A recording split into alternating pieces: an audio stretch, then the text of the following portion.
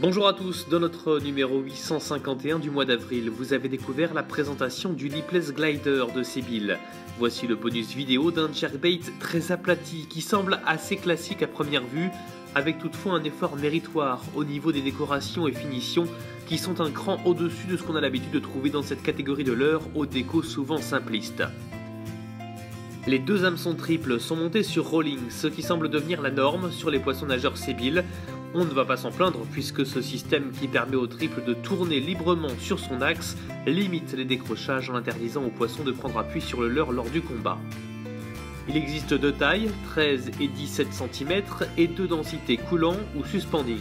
Le coulant nage à environ 1 mètre sur la surface, mais le suspending, quelle que soit sa taille, se distingue par une profondeur de nage très faible, à la limite du subsurface. C'est assez rare pour ce type de leurre et c'est particulièrement intéressant pour les zones peu profondes ou colonisées par les herbiers. Le Lipless Glider 17 cm par exemple est capable de pêcher dans 40 cm d'eau.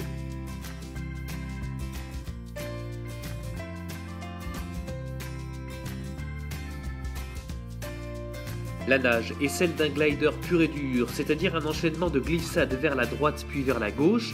Ces écarts sont particulièrement prononcés sur le 17 cm, plus serrés sur le 13. Le Lipless Glider s'accommode mal des animations rapides et puissantes. Il faut au contraire du doigté et une certaine lenteur dans l'animation qui doit rester subtile.